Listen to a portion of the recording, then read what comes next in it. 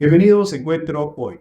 Mi nombre es Rolando Vizca Vegaso y en esta oportunidad estamos acompañados de Patricio Lewis Zúñiga, investigador de la Red de Estudios para el Desarrollo. Patricio, bienvenido.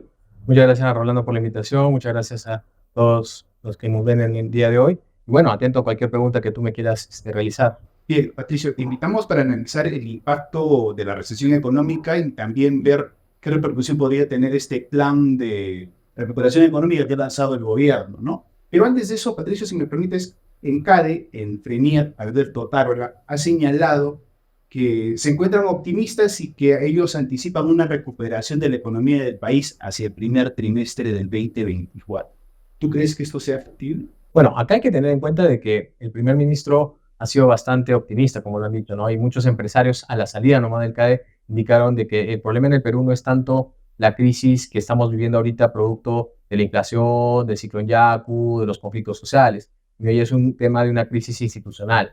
El problema es que las personas han perdido la confianza, sobre todo el empresariado, en el aparato político que nos dirige. Estamos con un índice de aprobación de la presidencia que está muy bajo, índice de aprobación del Congreso muy bajo, las instituciones políticas en el Perú lamentablemente están en su peor crisis de institucionalidad, altos niveles de criminalidad. Hoy día, bueno, ayer ha sido censurado el ministro del Interior. Entonces estamos viendo de que el empresariado ha dejado de apostar por el Perú, ¿no? Ya no somos lo que antes se llamaba la Suiza de Latinoamérica, actualmente somos simplemente una economía de países emergentes que está tratando de luchar para poder salir de una recesión. El crecimiento para este año del Perú se espera que esté alrededor del 0.5%, ¿no? Y hemos bajado de 2.9% que teníamos a inicios de año a 0.5%. Entonces estás hablando para una economía emergente como Perú, crecer a un 0.5%, si es 0 o 0.5 es lo mismo. ¿No? Nosotros deberíamos crecer a ritmos de 4 o 5% para poder mantener ese ritmo de crecimiento y poder incorporar a toda esa masa laboral de personas que salen de las universidades hacia el sector privado o al sector público, y no tenemos ahorita la forma de cómo crecer. Entonces, acá lo primero que tenemos que hacer es ver si la crisis, más que cuándo vamos a salir de la recesión, es ver si vamos a cambiar el fundamento para que el empresariado empiece a apostar por el Perú nuevamente. Yo creo que sí, efectivamente, el primer trimestre de repente vamos a ver índices de recuperación un poco más altos, ¿no? Principalmente porque tenemos un fenómeno del niño que está a portas, que viene alrededor del casi el 50% de probabilidad que sea moderado y un 30% de probabilidad que sea fuerte. Entonces, estamos hablando de que esto podría afectar directamente sequías en el sur y lluvias en el norte, y generaría, por ejemplo, bloqueos de carreteras, destrucción de algunos puentes, y esto activaría bonos y activaría inversión pública, ¿no? Para que puedan recuperar todos esos activos que se han perdido, toda esa infraestructura. Pero siempre y cuando funcione, siempre y cuando el gobierno reaccione y esto se traduzca en una inversión real. Efectivamente, ¿no? Yo creo que sí va a reaccionar porque es difícil que tengas camiones botados por meses, entonces vas a poner inversión para poder reactivar y para poder realizar esas obras. Pero eso ayudaría a que incrementar la inversión pública por ese periodo de tiempo. Y de ahí que viene, ¿no? El empresariado dice, si no hay obras, no hay una confianza que yo quiera invertir o destrabe de proyectos grandes, lamentablemente yo no voy a poder seguir invirtiendo acá en el Perú. ¿Por qué? Porque la estabilidad jurídica para el empresariado ahorita está en duda. En esa línea, este shock de inversiones como parte del Plan Unidos que ha lanzado el gobierno, ¿crees que tenga el impacto esperado? El plan, digamos, me parece interesante porque es una inyección bastante fuerte de dinero hacia la economía y extrae de proyectos mineros, impulso del sector agrícola, impulso del sector construcción, impulso, digamos, del sector turismo, ¿no? Esos son los ejes principales que se están dando. El tema está en la ejecución, ¿no? Que en cierta forma uno puede quedarse en el plan y no se va ejecutando de la misma forma. Hay que tener en cuenta de que este plan no solamente debería llegar son 25 medidas que en cierta forma demorarían en ser implementadas. Por ejemplo, un destrave de un proyecto minero no es algo que va a recurrir de que mañana ya empiece a construir esto, ¿no? O sea, estamos hablando de periodos mucho más largos de tiempo, pero si está empezando, se está dando el primer paso para poder generar este tipo de vínculo y poder ayudar a que la economía crezca. Yo creo que estamos yendo por el buen camino, digamos, a lanzar el plan y poder estimular a la economía. Hay que tener en cuenta una cosa, el motor de crecimiento principal en el Perú no es tanto, si bien es cierto la minería es uno de los motores más importantes en contribución del PBI, hay que tener en cuenta que nosotros tenemos el 90% de las empresas, pequeñas empresas. Entonces, estas son las empresas que realizan la inversión privada. Entonces, desde el mismo momento en que la tiendita de la esquina o el taxista o el comerciante no quiere comprar más mercadería, no quiere abrir la nueva alacena, no quiere cambiar las llantas del carro, no está realizando inversión privada y por lo tanto al no realizar inversión privada no está generando esta contribución y este crecimiento de trabajo. Justamente ahí, como parte de este shock de inversiones que anunció el gobierno, está el fortalecimiento o la ampliación del programa Impulso Mi Perú, justamente que es dirigido al sector de la micro y pequeña empresa, ¿no? Pero lo que a mí particularmente me llama la atención, Patricio, es que hasta agosto o julio pasado, 2 de cada 10 micro y pequeñas empresas que se acogieron a este programa de préstamos de créditos no estaban cumpliendo con pagar las deudas. Entonces, eso va a generar pues que el Estado al final tenga que asumir, porque él es el aval. Una de las cosas de este plan es justo no romper la cadena de pagos, ¿no? Y esto creo que es básico para el funcionamiento de cualquier economía. Si tú rompes la cadena de pagos, eliminas que el proveedor pueda recibir ese ingreso que debería pensar, el cliente no recibe el producto y al final esto se genera en que este proveedor no le pague al otro proveedor y va generando y rompes la cadena de pagos y ahí estamos complicados, ¿no? Y empiezan las quiebras masivas, los despidos masivos. Yo creo que va en el foco de que tenemos que saber a quién colocar este dinero, ¿no? Acá también tenemos que trabajar muy en conjunto el sector público con el sector privado, sobre todo con el sector financiero. El sector financiero sabe cómo están sus clientes, estas empresas a las cuales vas colocando, saben a quién digamos, colocar y deberíamos empezar a analizar cómo hace el sector privado, que tiene bajos índices de morosidad, que está bien regulado por la Superintendencia de Bancos y Seguros, para saber a qué empresas debemos colocar ese dinero. Y si bien es cierto, si de 10 estamos hablando de un 20%, todavía estamos en un ratio de morosidad no tan, digamos, tan fuerte, ¿no? Pero sí deberíamos empezar a analizar a través del sector financiero si estamos haciendo políticamente y correctamente la colocación de este dinero en las medidas, en las empresas que nosotros debemos colocarlo. De repente estamos yendo a empresas que no necesitan o empresas que en cierta forma sí ya tienen problemas actualmente y lo único que estoy dando es dinero para que el socio agarre el dinero y se vaya, ¿no? Entonces tenemos que empezar a analizar si efectivamente cuál es una de las cosas es, yo puedo darle dinero, pero la segunda parte viene en cómo yo voy a recuperar ese dinero. Y ese es el trabajo que tiene que hacer el Estado a través digamos, de las asociaciones con las empresas privadas, sobre todo el sector financiero, para saber cómo van a hacer la recuperación de ese saldo y ver si es factible o no factible poder expresar. Esto podría ser, digamos, por un lado beneficioso, pero a la vez contraproducente porque el Estado se estaría desfinanciando de por sí al tener que asumir la deuda. Claro, al final esa deuda la tiene que asumir algo, ¿no? Alguien, ¿no? Entonces, ese dinero que yo le he dado me lo tienen que devolver o si no, simplemente yo tengo que asumir esa pérdida. Ahora, como parte del plan de este shock de inversiones, se habla, por ejemplo, de la reactivación o el impulso de obras de infraestructura agrícola. Dos de los 4 megaproyectos de infraestructura están vinculados al equipo. Hablamos de la represa de Iruro, que está en Carabalí, y la represa de Yanapugio, que está en Islay. El tema es que en el caso, por ejemplo, de Iruro, según el PSI, el Programa Subsectorial de Irrigaciones, prevé que hacia abril del siguiente año se inicien las obras. En el caso de Yanapugio, no tenemos ni expediente técnico hasta ahora. Por más que es una obra requerida y demandada desde hace 8 o 10 años atrás, hasta ahora no tenemos ni expediente técnico y en el mejor de los casos podría arrancar la obra en el 2025. Es decir, en el corto o mediano plazo no vamos a tener obras de infraestructura que generen mano de obra. Pasó exactamente como Majes y Guasdot, ¿no? O sea, ya sabemos que estos proyectos están entrampados muchas veces por decisiones políticas más que por decisiones, digamos, de expediente técnico. Yo creo que, si bien es cierto, estos proyectos tienen una tendencia a demorar bastante, a que puedan ser, digamos, en el largo plazo, la idea es que tienes que empezarlos, tienes que ya darle un pie. Y sí me gusta que el gobierno haya mencionado estos proyectos o que haya puesto en la bandeja estos proyectos porque ya te están dando idea de que estás enfocándose en empezar este proyecto. Entonces, sea el 2024, sea el 2025, la idea es que se empiece a generar.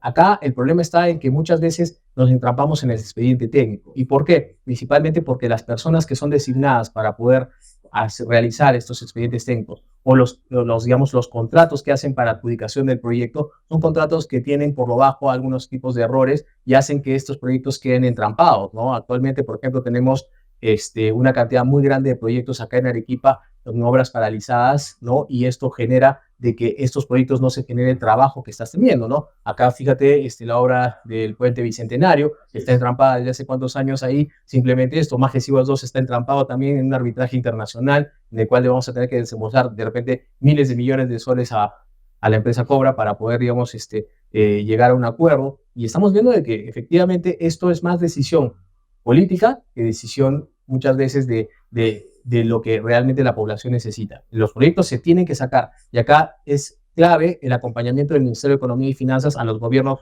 regionales y a los gobiernos locales para que estos no incurran en los errores que están cometiendo. Malos expedientes técnicos, funcionarios que son designados a dedo, y esto no podría ayudar a que las personas puedan, de cierta forma, gozar de ese beneficio el día de hoy. Y estamos viendo que los proyectos se van alargando. El exministro de Economía, Walter Mendoza, ha señalado en CADE también que los motores de crecimiento económico son la minería y la agricultura. En el caso de la minería, y vinculando también este shock de inversiones, se ha anunciado la reactivación, entre comillas, de proyectos como Tía María, cuando sabemos que Tía María no está en la agenda del gobierno, lo dijo el mismo premier Tarola. Tenemos a Renal, que si van bien las cosas, saldría el 2025, Pampa de Pauco tal vez 25, 26 todavía. Entonces, no tenemos en el corto plazo proyectos mineros que salgan, ¿no? Como tú dices, por presión política. Y en el tema agrícola y agroexportador, como tú bien dices, Magis Igual 2 está paralizado. Es decir, Arequipa tiene proyectos para crecer, para impulsar su crecimiento económico, pero el escenario real, lamentablemente, hace de que sigamos como estamos en estos momentos, tal vez por 1 o 2 años más. A ver, ahí tienes que decir que Tía María, por ejemplo, hablar de Tía María actualmente es más un conflicto político que un tema, digamos, inclusive está vetado hablar políticamente de esto, ¿no? Persona que habla políticamente de Tía María, ten por seguro de que ya está haciendo que nuevamente se exacerbe la población y otras cosas. Yo creo que Arequipa es una región minera, necesitamos la minería para poder salir adelante. Estamos creciendo en Arequipa, es una de las regiones que tenemos todavía que no está en recesión y que hemos crecido siquiera, pero principalmente ha sido por las ampliaciones y los proyectos de inversión que han tenido las mineras en cuanto a algunos proyectos que han ejecutado en los primeros inicios de año, ¿no? Pero actualmente no tenemos proyectos de gran envergadura, ¿no? Fíjate, la economía que más está creciendo en el Perú es Moquegua. ¿Y por qué? Por el proyecto de Quellaveco, ¿no? Es decir, ¿Arequipa no siente recesión económica como sube el país? Ahorita estamos digamos, en el indicador un poco más cercano a un crecimiento del 2.5%, ¿no? En Arequipa nosotros tenemos un crecimiento ligero por encima del promedio nacional, ¿no? Pero hay regiones en las cuales sí ya estamos bastante complicadas. Todavía nosotros estamos creciendo en Arequipa. Pero podríamos hablar el año, porque tú has dicho a nivel nacional está 0.6%. Menos 0.6%. Nosotros estamos pensando que Arequipa debería estar cerrando alrededor del 1% por ahí. O sea, en positivo. En positivo, o sea, no estamos en recesión todavía. Pero esto hay que tener en cuenta que es principalmente por aquellas obras de infraestructura pequeñas que han tenido las mineras y que han ayudado a que crezcan. Y segundo, por el precio de los minerales que nosotros hemos tenido a raíz de la exportación mayor que hemos tenido a través de Cerro Verde, ¿no? Entonces, esto ha ayudado a que Arequipa todavía esté con indicadores positivos, pero eso ya no estamos tampoco así, ¿no? El precio del mineral ha descendido, ya se está estabilizando el precio del mineral, tenemos ya no proyectos grandes de infraestructura que van a poder crecer, por ejemplo, Moquegua, Arequipa, son regiones en las cuales todavía estamos positivos en cuanto al crecimiento, pero todavía no tenemos no, como tú has dicho, no hay proyectos de gran envergadura que nosotros podamos realizar que puedan ayudar a ese crecimiento, que se alargue, digamos, que tenga un crecimiento en el largo plazo. Ahora, cerrar el año con un crecimiento por encima del 1% tampoco nos garantiza que toda la mano de obra que se va incorporando año a año en el caso de Arequipa acceda a un empleo, y más a un empleo de calidad. ¿Cómo estamos en ese aspecto? Digamos, el nivel de empleo y de desempleo se mantienen comparativamente hablando con otros años. Nosotros en Arequipa tenemos más o menos 487,000 personas ocupadas, ya que esta es una cifra en casi de 6.2% o sea, ha disminuido 6.2% porque hemos dejado de emplear a 32,000 personas, ya en este trimestre que hemos tenido.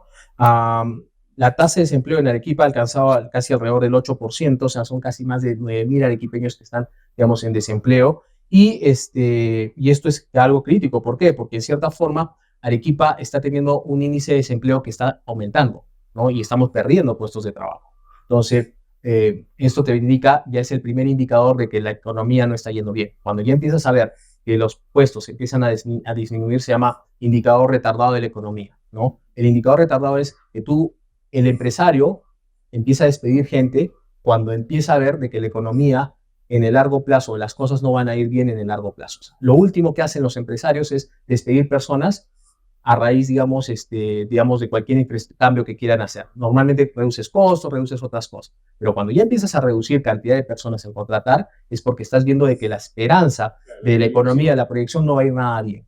Ahora, también tenemos por otro lado de que Arequipa y tenemos una ventaja. El sueldo arequipeño es mayor al promedio nacional. Estamos alrededor de 2.200 soles, mientras el promedio nacional está alrededor de 1.600 soles. Entonces sí tenemos un sueldo más alto, pero índices de desempleo que cada vez están en aumento. No estamos, ahorita el desempleo en Arequipa está todavía menor al promedio nacional. Nosotros en Arequipa somos la cuarta región más competitiva del país, pero estamos hablando de competitividad, no somos la segunda región más grande, pero en competitividad somos la cuarta, pero estamos en datos mucho más cercanos a que la economía arequipeña está teniendo la similitud a otras economías regionales que también estamos teniendo. O sea, estamos cayendo. Ahorita estamos mejor, pero estamos ya empezando a tener problemas. Y eso es crítico. ¿Por qué? Porque para el próximo año se viene nuevamente el problema, por ejemplo, de la sequía, que nos va a afectar directamente a nosotros. Y eso se implica que más o menos son 1 millón, digamos, de familias que van a estar vulnerables al tema de la sequía. Segundo, tenemos casi 100 y tantas mil hectáreas de cultivos que van a estar afectas, digamos, a la sequía. También casi más de 1,5 millones de ganado que va a tener problemas, digamos eso, más de 200,000 viviendas afectadas. Entonces estamos viendo de que Arequipa va a tener un problema serio ya justo ahora entre noviembre y diciembre. Estamos viviendo olas de calor impresionantes, donde de cierta forma ya se está presentando el fenómeno del Niño acá, y eso generaría la sequía, una baja producción en el sector agrícola. La otra vez escuchaba que en una entrevista que se espera de que el precio de los alimentos subiera 30%, de 30 a 40% por la falta, digamos, de agua para poder. ¿Por qué? Porque la producción ha caído, la cantidad de cultivos se ha caído muy fuerte. Y de hecho, ayer en el gerente regional de agricultura ha señalado que se van a tener que dejar de sembrar el 50% de los campos de cultivo en Arequipa por el tema del déficit hídrico. Entonces, eso va a agravar más la situación. Entonces, ¿cómo podríamos, el indicador de pobreza de acá, no sé, 3 o 6 meses, cómo se va a mover en el caso de Arequipa? Porque, digamos, como tú bien dices, ¿no? Hay falta de empleo, hay desempleo, se viene el Niño, se viene la afectación de la sequía, los productos comestibles van a incrementarse en 30, 40%, y si el gobierno no reacciona, porque no está reaccionando, y una evidencia de esto es que el presupuesto que ha destinado, por ejemplo, para atender a aquellos distritos que han sido declarados en emergencia, ya sea por afectación de lluvias o por déficit hídrico, no se están ejecutando. Nosotros tenemos acá actualmente un índice de pobreza de 14% en Arequipa. Ya ese índice de pobreza ya hay alrededor del 3% de pobreza extrema, ¿no? Pero eso no, hay que tener en cuenta de que no está orientado principalmente hacia, esas son las personas que actualmente no están cubriendo la canasta básica familiar, ¿ok? Si nosotros vemos bajo un poquito más allá, hay casi un 60% de la población en Arequipa y en el Perú que podría pasar y romper la barrera de se llama vulnerabilidad a la pobreza, ¿no? Son personas que, si siguen los precios elevándose, los ingresos no aumentan o no encuentras trabajo, pasas a la pobreza. Entonces, hay casi 60% de la población que podría pasar a índices de pobreza, ¿no? Entonces, ¿qué es lo que tenemos que hacer? Tenemos que enfocarnos, uno, en ver cómo nosotros podemos mitigar el efecto inflacionario que podría dejar, digamos, esta suba de precios a raíz de la baja producción, instalando reservorios en las zonas para que puedan, empezando a hablar con los agricultores y ver cuáles son los cultivos que menos recurso hídrico necesitan y que puedan generar una producción mucho mayor, importando de repente estos productos que en cierta forma van a subir de precio, por ejemplo el caso del arroz, ¿no? El arroz es uno de los recursos que más agua necesita. Entonces los cultivos de arroz ahorita deben estar críticos, ¿no? En cierta forma. ¿Por qué? Porque no va a haber recurso hídrico. Entonces, ¿qué deberías hacer? Empezar a instalar reservorios para poder ayudar a la población, para poder cubrir esto, o de repente también empezar a motivar a los agricultores en que cambien el rubro del arroz a buscar otras alternativas que sean de repente mejores y que puedan ser más rentables que el arroz, ¿no? Para cubrir esto. Ahora, eso tendría que hacerse ya. Tendríamos que hacerlo ya. No podemos esperar. Claro, o sea, acá el tema está en que ya empezamos. O sea, estamos hablando de que en noviembre empezó el fenómeno del Niño. Ya estamos en noviembre. Diciembre viene la temporada más alta y enero viene, digamos, ya el cese. Entonces, yo lo que creo acá es, uno, ¿cómo podemos hacer para que este sector, el agrícola sobre todo, empiece a generar el trabajo de poder mantener la producción? Uno, empezar a sentarse con los agricultores y decirles qué es lo que necesitas. ¿Qué es lo que necesitas para poder? Necesitas préstamos, necesitas recurso hídrico y empezar a generar un plan. Acá lamentablemente no se generan planes para poder actuar en contra. Esperamos a que suceda el hecho y recién empezamos a actuar para ver. Tipo el caso de los fertilizantes. Los fertilizantes, cuando pasó el problema de los fertilizantes, ya sabíamos desde enero o febrero que iba a haber la guerra, estaba la guerra entre Ucrania y eso generaría un déficit de fertilizantes. Se han demorado en 4 procesos poder traer los fertilizantes, cuando ya el precio del fertilizante había caído, cuando ya lo podías comprar tranquilamente el agricultor, ya la temporada digamos, de cultivo había pasado y recién empezaron a entregar el fertilizante. Entonces, imagínate, estamos demorando demasiado en realizar y poder hacer las obras para poder ayudar a los agricultores. Desde tu experiencia y conocimiento y a partir de toda la información que manejas, ¿cuál sería tu recomendación en todo caso a las autoridades que tienen decisión en Arequipa para contribuir con la recuperación económica? ¿Y qué mensaje también podrías dar a la población para enfrentar estos, no sé, este medio año que se viene que no va a ser nada fácil? Bueno, acá principalmente a las autoridades se ejecuten su presupuesto público, ¿no? Nosotros en Arequipa estamos alrededor del 57% de la ejecución del presupuesto. Entonces, ese presupuesto que estamos teniendo, si bien es cierto, es mayor en los últimos 5 años, lo que hemos ejecutado en el presupuesto, tanto a nivel gobierno regional como a nivel de gobiernos locales, también hay que entender de que deberíamos ejecutarlo al 100%, porque no estamos realizando esa ejecución de proyectos en proyectos de gran infraestructura.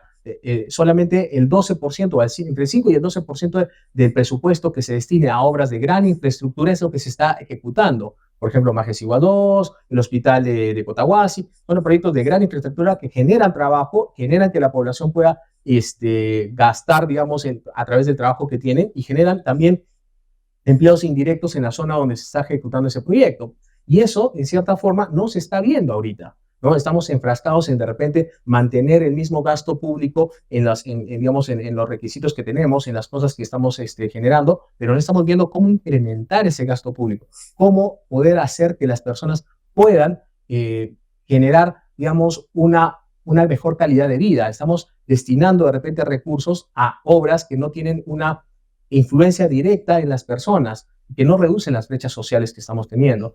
Hay un estudio que se realizó en el que decía que alrededor del 30 al 50% de los alcaldes mejoran la zona de su barrio en la ciudad donde han sido elegidos, ¿ya? Y dejan el resto para después, abandonado. Entonces estamos hablando de que estamos ejecutando el presupuesto para de repente implementar mejores calles, mejores veredas, armar ornato, pero no estamos viendo que no tenemos postas. Acabamos de tener un congresista que acaba de fallecer porque la posta médica no tenía la suficiente atención para poder atenderlo, pero sí tenemos en esa zona las mejores pistas. Claro, o zonas como Yarababa, por ejemplo, que tienen ingentes recursos provenientes del canon minero y no resuelven el tema de agua y desagüe hasta el momento. Exacto, o sea, estamos destinando recursos a obras de ornato, ¿no? Estamos embelleciendo la ciudad cuando realmente lo que necesitamos es obras que generen infraestructura y que generen que seamos más competitivos y más productivos. Si no tienes agua, ¿cómo vas a pedirle a las personas que puedan, uno, desarrollar empresa? ¿Cómo pueden desarrollar restaurantes? ¿Cómo pueden desarrollar hoteles? No pueden. ¿Por qué? Porque no vas a tener el recurso hídrico para poder realizarlo. Si no tienes un buen hospital, ¿cómo le vas a pedir a las personas de que trabajen,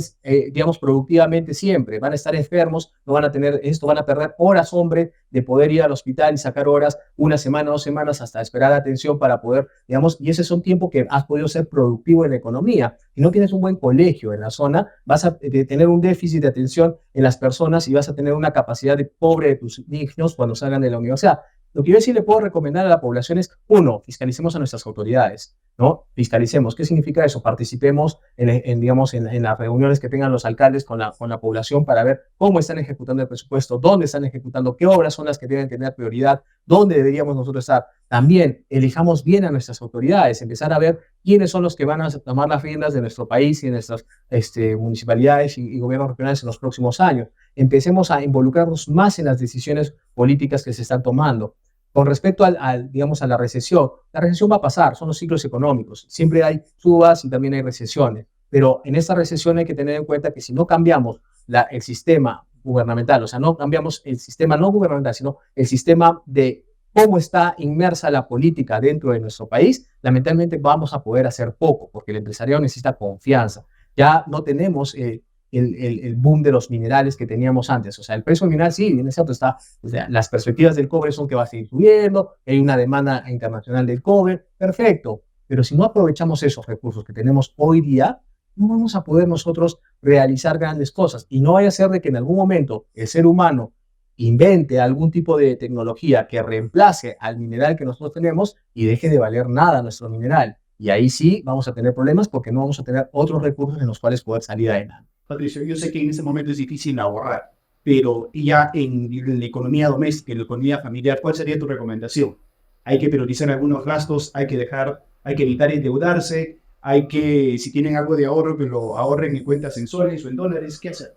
Bueno, acá normalmente yo siempre destino que esto no es algo del momento que estamos pasando, sino siempre deberíamos tener un hábito de ahorro.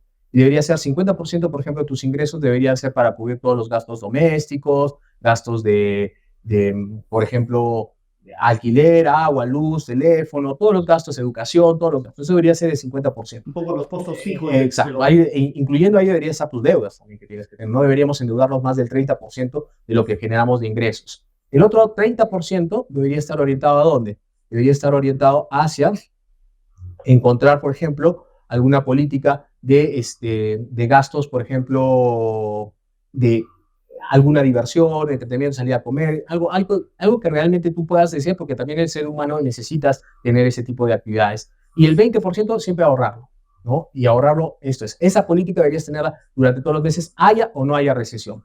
Cuando hay entornos de recesión, lo que sí deberías hacer es empezar a ver si conviene o no conviene realizar una inversión en este momento. O sea, si yo estoy pensando, por ejemplo, realizar un viaje al exterior simplemente por el fin de que voy a pasarla bien o por diversión, debería decir, oye, aguanta, esto todavía no se debe poner, mejor no lo hago porque no sé cómo van a estar las condiciones. Comprar una casa, comprar un auto. Esto es un buen momento más bien, ¿no? Para comprar, por ejemplo, inversiones inmobiliarias, ¿no? Los precios de los muebles han bajado, están en la banda baja, digamos, del precio que deberían estar, porque las tasas de hipotecarios a raíz de la suba de tasas de interés del Banco Central de Reserva han hecho de que las tasas hipotecarias estén muy, muy arriba y eso hace que los precios de las propiedades, algunas estén por debajo, digamos, o en la banda inferior, ¿no? Entonces, es buen momento, pero también hay que tener en cuenta de que normalmente las personas utilizan créditos hipotecarios para poder acceder a este tipo de créditos y ahorita las tasas de créditos hipotecarios también altas, ¿no? Entonces, es una tira y afloja ver si realmente conviene o no conviene esa propiedad. Yo sí tendría que analizar ahí, ver si la inversión que estoy realizando en esta propiedad va a cubrir, digamos, en cierta forma el alquiler que yo estoy generando o estas cosas que estoy haciendo. Bien, Patricio, muchas gracias por acompañarnos y por dar esas recomendaciones tanto a las autoridades como al público para saber cómo enfrentar el escenario de seguimiento. No, muchas gracias a ti por la invitación y en la próxima oportunidad estoy acá para servirte. Bien, con nosotros estuvo Patricio Lewis Zúñiga, investigador de la Red de Estudios para el Desarrollo. Nosotros volvemos la siguiente semana con otra edición de Encuentro Hoy. No dejen de seguirnos a través de nuestro portal web de encuentro.p.